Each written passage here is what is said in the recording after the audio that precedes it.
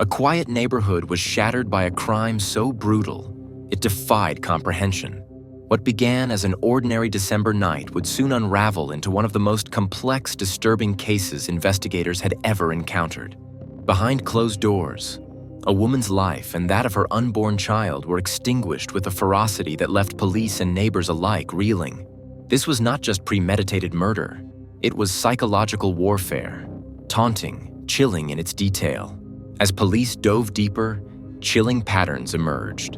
The killer's methodical use of digital manipulation left even seasoned detectives stunned. Finally, as the truth neared the surface, one question remained. How far would he go to keep his secrets buried? And what new horrors might he yet be willing to unleash? Lan, Northern Ireland, December 2022. Natalie McNally, a vibrant 32-year-old with a zest for life and a passion for her community, was the cherished daughter of Noel and Bernadette McNally and the beloved sister to her three brothers, Brendan, Dean, and Niall.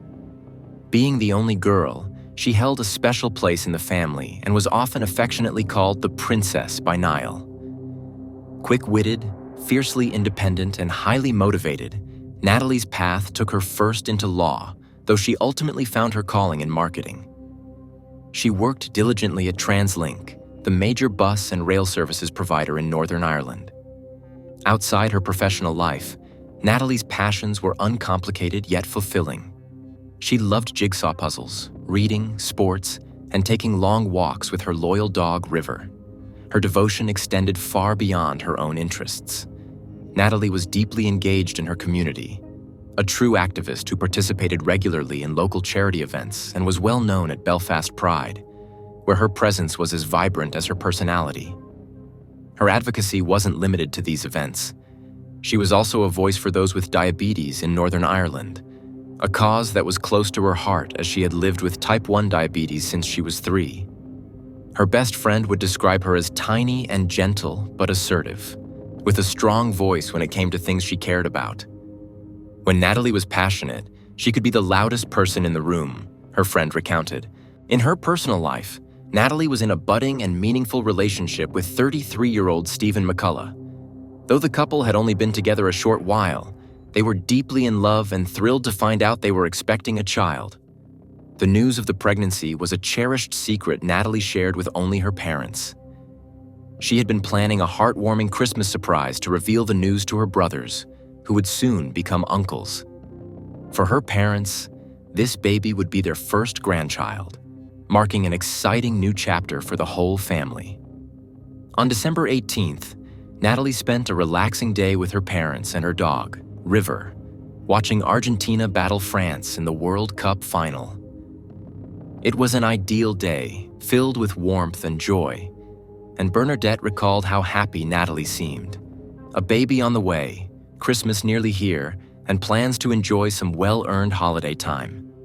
Still, a shift awaited her the following day at TransLink, so despite her reluctance to leave, she gathered her things, bundled River into the car, and waved goodbye, promising, "Mommy, I'll see you Monday or Tuesday." She was headed back to her home in the Silverwood Green area of Lurgan, where she lived with her dog and 2 cats. Once home, she checked social media and noticed a post from Stephen, who was gearing up for a significant Christmas livestream on YouTube. With nearly 40,000 followers, Stephen's channel was well established, showcasing his passion for gaming, reviews, and all things tech-related. This livestream marked his first in almost a year, an event he hoped would rekindle the connection he had with his audience. Natalie gave his post a like and wished him luck via text, promising that she might tune in to watch him live. After tending to her pets, she prepared for a quiet evening in, a peaceful close to her fulfilling day. But the following morning, a sense of worry began to creep in. Natalie hadn't shown up for work at TransLink, and her absence was immediately out of character. Her phone calls went unanswered, and as the day drifted into evening, her silence became more alarming.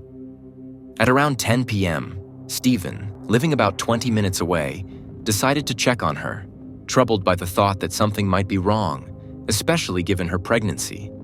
However, upon entering her home, Stephen was met with a horrifying sight. There were signs of a brutal struggle. Blood covered the floors and walls, revealing that Natalie had suffered a violent attack. She was found lifeless, with gruesome marks of violence on her body. Niall McNally had barely stirred awake when the phone rang at 5:30 a.m., jolting him into a state of unease. Early morning calls often bring unwelcome news, but the magnitude of what he heard was unimaginable. On the other end of the line, his father struggled to speak through tears, while his mother's devastated screams echoed in the background, shouting that his sister, Natalie, was dead. It felt surreal, an out-of-body experience that left Niall's mind reeling. The harshness of the truth didn't fully sink in until he joined his family to identify Natalie's body, a task that no one should have to endure. When Niall and his father, Noel, finally saw Natalie, they were overwhelmed. Noel could barely recognize his daughter due to the severity of her injuries, her face obscured by bruises and cuts from the brutal attack she had suffered. The trauma of that sight would linger with them, an image they could never unsee. The autopsy revealed the extent of the horror.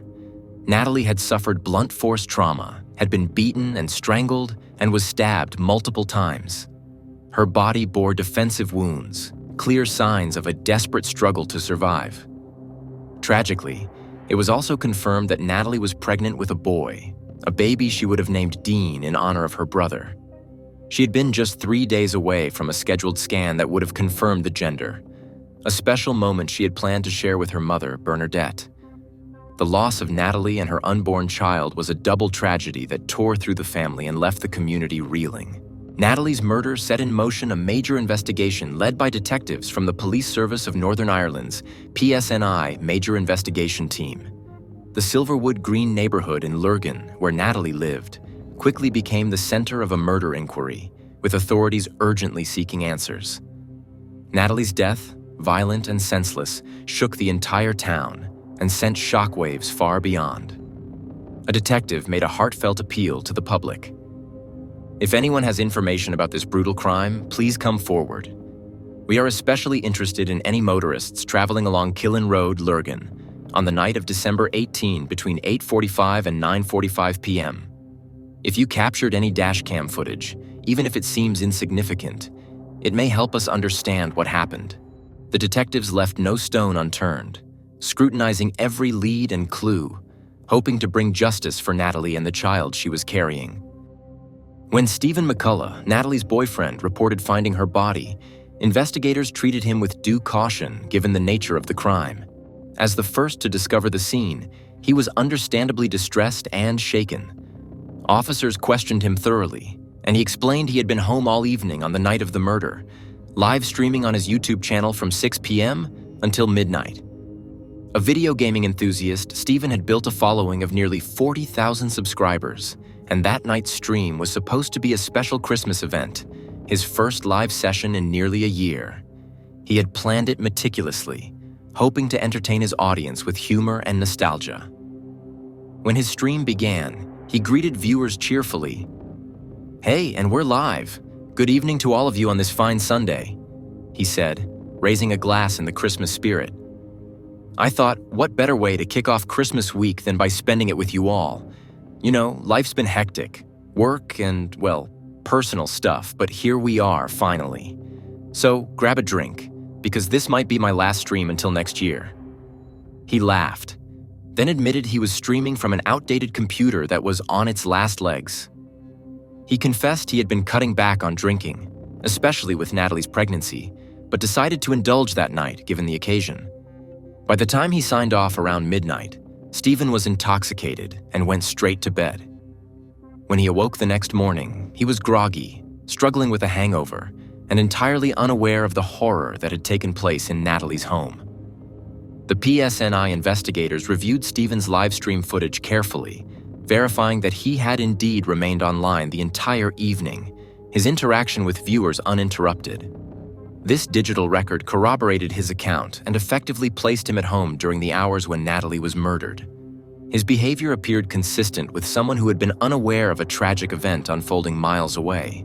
Given his alibi, which was further supported by his online activity, Stephen was released without charge, and PSNI announced that he was not a suspect. Adding to the sorrow of that night, Natalie's loyal dog, River, who had been present in the home during the ordeal, was terrified by the commotion when Stephen arrived and ran out into the road, only to be hit by an oncoming car. The police conducted an exhaustive search for evidence, mindful of the devastating double loss, the promising life Natalie had led and the future she had envisioned with her son. The investigation pointed toward the tragic and bitter possibility that Natalie's murder might not be the act of a random intruder. There were no signs of forced entry, nor was there any indication that valuables had been stolen. This suggested that the person responsible for the attack could have been someone Natalie knew, someone with access to her home or a way of convincing her to open the door. As weeks turned into months, the Lurgan community rallied around the McNally family, showing solidarity through vigils and public support for the investigation. Fundraisers were organized to raise awareness about the crime and to aid the family in this time of need. Friends, family, and local activists, especially those who had campaigned alongside Natalie, gathered to honor her memory. Messages flooded social media, painting a picture of a kind-hearted, passionate woman who had touched countless lives through her activism and her spirit. The PSNI appeal for information persisted, with detectives hopeful that someone with critical information might yet come forward. For Noel, Bernadette, Niall, and the rest of Natalie's family, the loss was immeasurable. The investigation into Natalie McNally's murder revealed disturbing details that hinted at an attack both calculated and deeply personal. Police speculated that, on that fateful evening, Natalie had likely not yet locked her door. Her killer may have simply walked in without knocking, an unnervingly bold move if it were a random intruder, but one that seemed more plausible if the murderer had known her. The brutal nature of the attack suggested intense violence, and investigators assumed the assailant would have left covered in blood, requiring him to wash or dispose of clothing and shoes. This assumption prompted officers to search the area surrounding her neighborhood, particularly around Silverwood Golf Club, which bordered Kiln Road just behind Natalie's home. Shortly after the investigation began, police arrested her boyfriend, Stephen, though he was later released based on his alibi from his live stream that night. Suspicion then shifted to an unidentified man in his 40s, who was briefly held but quickly released on bail pending further inquiries. While suspicions arose around these individuals, the investigation remained inconclusive, with authorities keeping their options open. In the midst of this uncertainty, the tight-knit Lurgan community rallied around Natalie's family. Heartfelt vigils were held in the quiet cul-de-sac where she lived, and larger gatherings were organized, attracting widespread attention and support. A rally at Lurgan Park drew over 1,000 people, including Natalie's family and Stephen, who united with the community in mourning. The story gained significant media coverage, and even Natalie's favorite team, Everton Football Club, honored her memory by displaying a tribute at their matches. The team later installed a personalized stone at their new stadium, a meaningful gesture that brought a small bit of comfort to her family, as Natalie would forever be in a place she loved.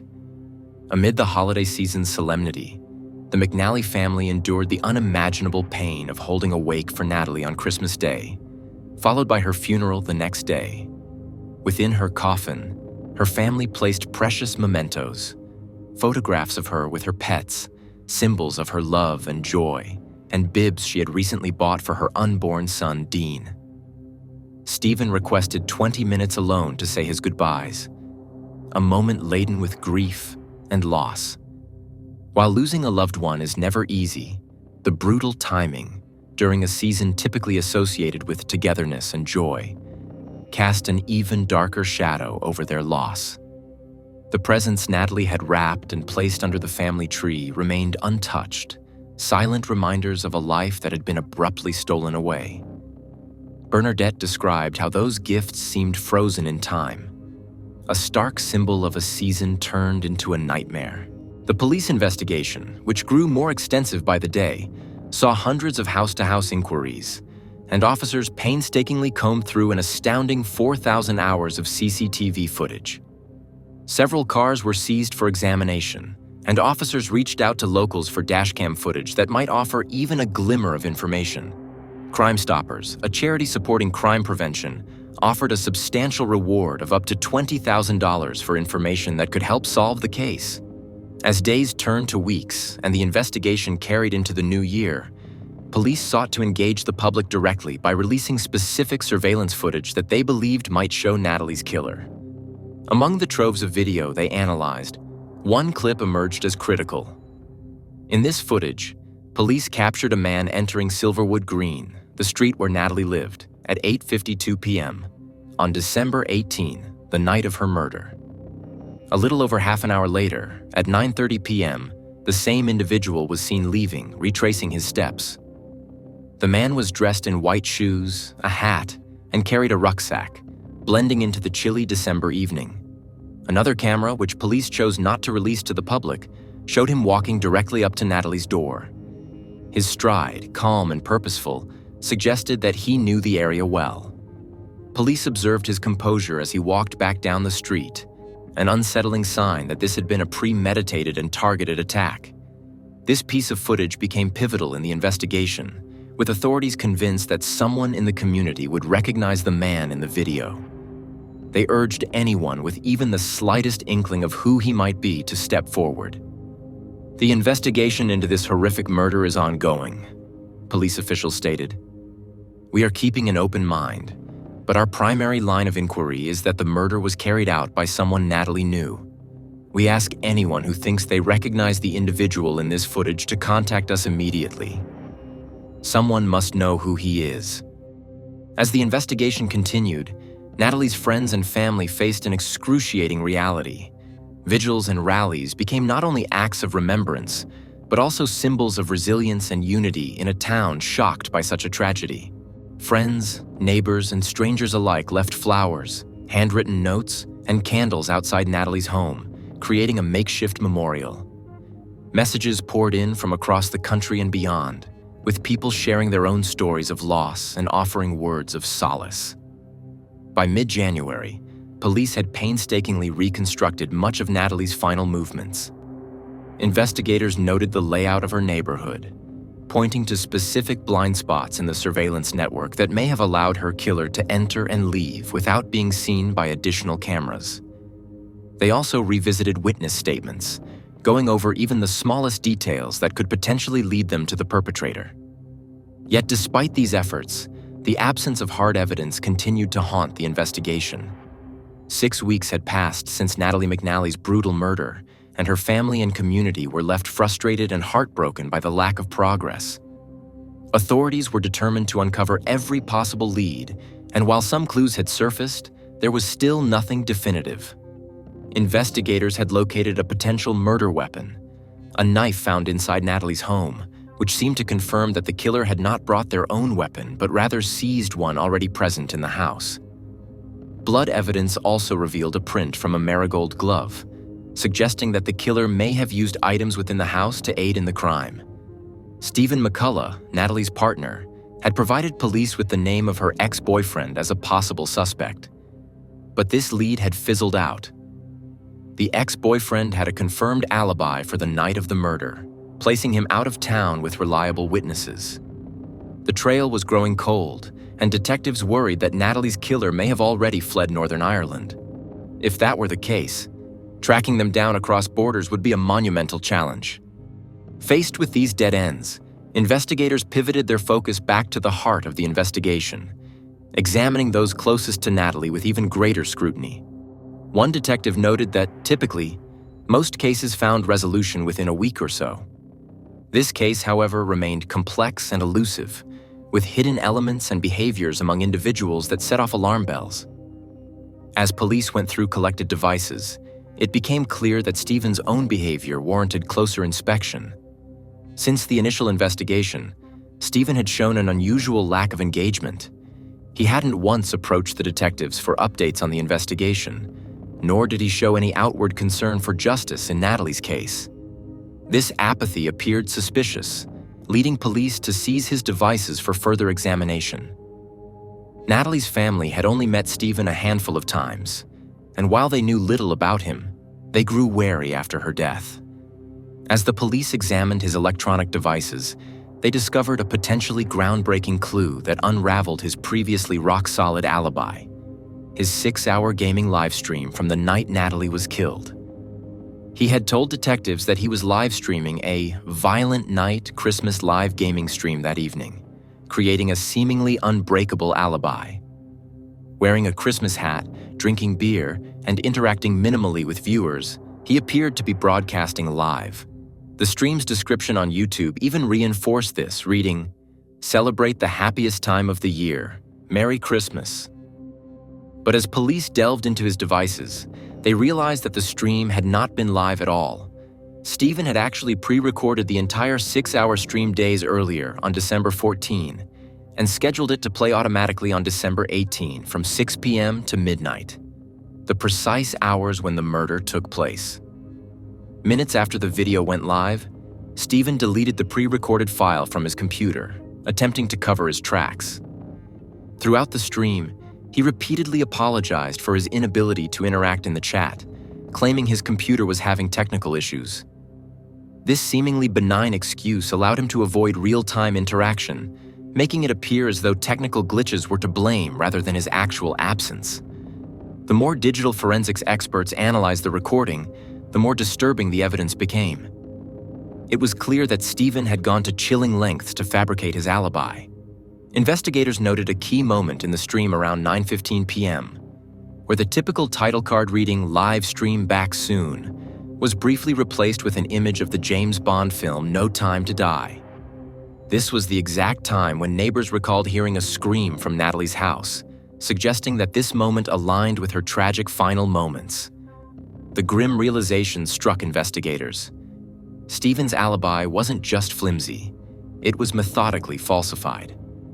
While police didn't release every detail to the public, they continued building their case with newfound confidence.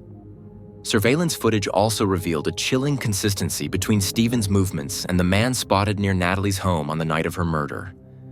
One clip showed a man resembling Stephen calmly entering Natalie's street at 8:52 p.m., minutes before her last known moments.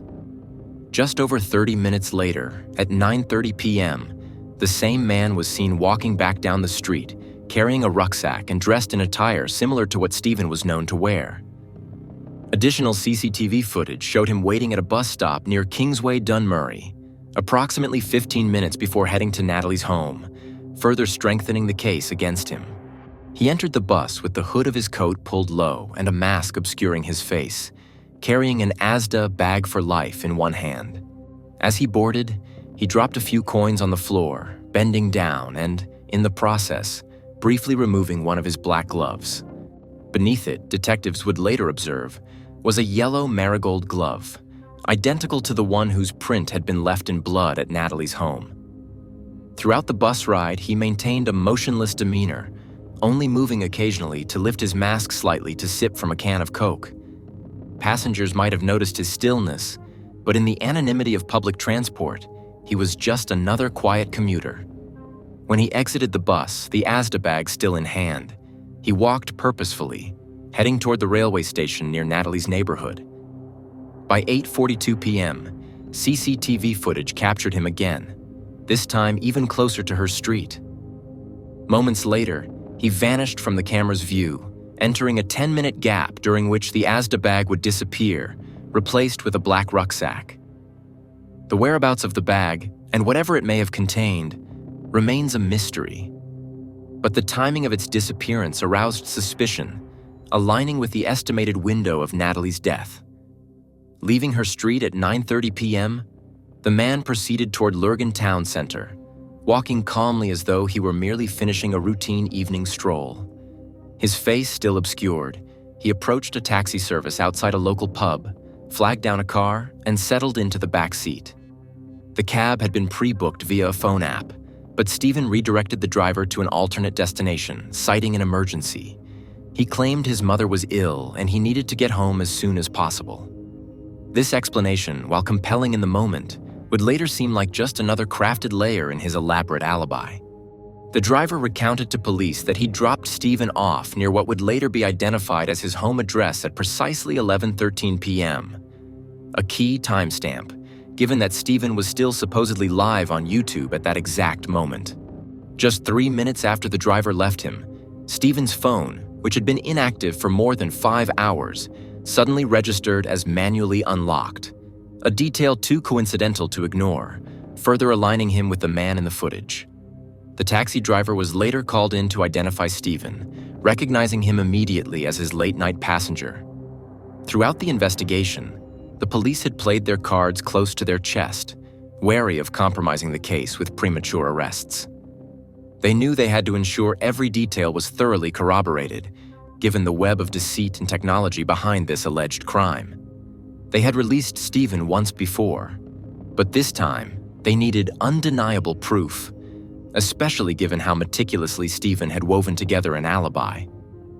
The final moments of Stephen's live stream were eerie in hindsight, revealing a man who, despite his outward calm, was possibly engaged in an elaborate act of deception. As he neared the end of the stream, his tone softened, and he spoke to his viewers with uncharacteristic sentimentality. "I think I'll end this stream when none of you are watching by just wishing everyone a Merry Christmas," he said. He spoke about the holiday's essence, about preserving love and passing it on, and about how the joy of Christmas changes from youthful excitement to something quieter, more reflective. "Christmas isn't about shopping and lights and tinsel and all that nonsense," he mused. "It's about spending a little time, enjoying time with the people you love." Then, with a simple, "good night," he ended the stream, sealing what he must have hoped was an ironclad alibi. But on February 2, 2023, the community was shaken as the authorities officially charged Stephen McCullough, Natalie's partner and the father of her unborn child, with her murder. The charge brought disbelief to many, particularly given Stephen's apparent involvement with her grieving family and his public appearances. His lawyer immediately filed for bail, arguing that the pre-recorded stream was standard practice due to Stephen's computer issues and did not imply guilt. He insisted that many streamers pre-record content, and Stephen's decision to do so should not automatically implicate him in Natalie's murder. "Pre-recording doesn't make someone a killer," his lawyer contended, pointing out that live streaming equipment still required the operator's presence to function. The defense's arguments emphasized Stephen's lack of criminal history and his strong community ties, portraying him as a model citizen who, they argued, posed no risk to society. "He comes before the court with no record. He comes before the court with ties to the community and with his own address. I would ask this court to find that he is a suitable candidate for bail," his lawyer argued. Despite these pleas, the judge denied the bail request, voicing grave concerns over the calculated nature of the crime. "If he can carry out an attack like this," she stated, "who knows what else he's capable of?" She went on to highlight the sophistication and planning that had gone into the alleged crime, expressing her unease over the potential for Stephen to interfere with the investigation using his advanced technological knowledge. Meanwhile, the prosecution emphasized the chilling extent of Stephen's alleged premeditation, deceit, and efforts to cover his tracks. They argued that this level of planning was rarely seen in the jurisdiction, pointing to his methodical approach as evidence of a deeply calculated mind. Authorities underscored the evidence, from the timing of the pre-recorded video to the precise moment his phone unlocked just after the taxi ride, as well as the cab driver's identification and the glove print that matched what was found in Natalie's blood. The prosecution painted a picture of a man who, in their view, had carefully orchestrated each step to evade detection, exploiting technology and his position in Natalie's life. The case also sparked a renewed public conversation about the responsibilities of social media platforms and the ethical obligations they bear. Discussions on data tracking, privacy, and digital alibis circulated widely, with people increasingly aware of the fine line between privacy rights and the need for accountability in a world where technology can be manipulated in dangerous ways. As the investigation continued, authorities worked to build an airtight case, piecing together the intricate layers of Stephen's alleged deception. Forensics experts and digital analysts tirelessly examined every detail, determined to uncover the full scope of his actions. New revelations in the case suggested that Stephen McCullough had covertly left his phone in the home of Natalie McNally's family, capturing their private conversations for nearly an hour. Authorities believed this recording was likely an attempt to gauge their suspicions, giving him insight into their thoughts so he could adjust his behavior accordingly. Although the prosecution could not definitively determine his motivations, they presented evidence that Stephen had consistently attempted to monitor and manipulate Natalie's life from afar. He had even gained access to her personal phone, knowing her passcode, allowing him a disturbing degree of control over her private communications. According to the prosecution, evidence suggests that on December 15th, just days before her murder, Natalie was in contact with a former boyfriend. The communication, they believe, may have triggered Stephen's violent jealousy. The prosecution argued that this sexualized contact, not only with this particular individual but also with others, could have acted as the catalyst for the horrific events that unfolded. Stephen reportedly accessed her phone 9 times to review her messages, check her activity on WhatsApp, and even monitor her Twitter interactions. From these moments, the prosecution alleged, Stephen began methodically planning his attack, quickly moving to stage a live-stream alibi that would ostensibly exonerate him. Just hours after viewing her messages, he pre-recorded a video designed to play out as though it were happening live. In court, the prosecution described Stephen's actions as chilling, noting the subtle details he had woven into the video, almost as if taunting authorities. "The devil is in the detail," the prosecutor said. They emphasized that Stephen's pre-recorded live stream contained embedded messages and eerie hints of his intentions. The degree of premeditation in Natalie's murder, they argued, was shocking.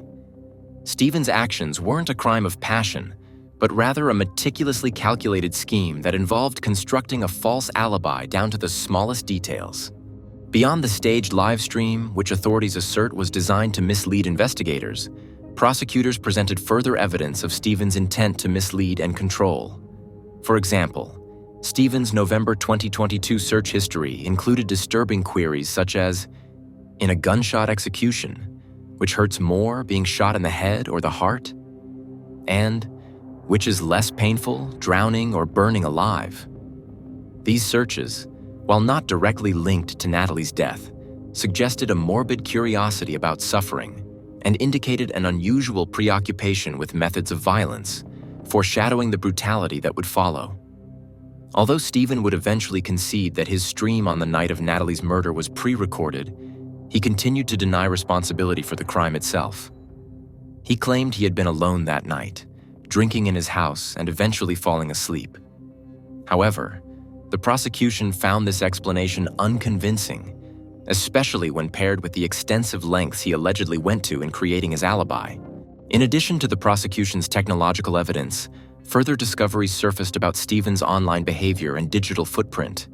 The prosecution later unveiled social media interactions and additional recorded content where Stephen would indirectly mention events in his life, including cryptic comments that, in retrospect, seemed eerily connected to Natalie's death. For instance, videos emerged where Stephen spoke about betrayal and loyalty, almost foreshadowing his obsessive and jealous behaviors. These details, while not directly incriminating, cast a dark shadow over his character, suggesting a mind engrossed in possessiveness and control. During a pre-trial hearing, Stephen's defense team requested that the trial be moved to Belfast, citing the case's heavy reliance on CCTV and complex technology. As Stephen, now 34, was let out of the dock in handcuffs, he made no eye contact with Natalie's family, who watched in silence from the public gallery. The grief in the room was palpable, yet Stephen maintained his stoic demeanor, refusing to acknowledge the emotional devastation around him. The timeline for the trial was pushed further out than initially anticipated, with the judge citing the case's complexity, given the advanced technology used by Stephen. The earliest potential start date was now set for September 2024. Police emphasized the extraordinary measures Stephen allegedly took to not only commit the crime, but also to cover it up so meticulously. However, when the court convened in September, the jury was ultimately unable to reach a verdict, leaving the case unresolved and prolonging the anguish for Natalie's family and friends. The charges against Stephen McCullough, who is accused of murdering his pregnant partner, have become a focal point of national attention. Natalie, who was 15 weeks pregnant at the time of her death, suffered multiple stab wounds, neck compression, and blunt force trauma to the head. The brutality of her injuries underscored the prosecution's argument that this was a premeditated, rage-driven attack. The court repeatedly denied Stephen's bail requests, citing not only the serious nature of the allegations, but also concerns about his potential ability to influence the case. His media mastery, as the court termed it, suggested he might attempt to interfere with the justice process if granted release.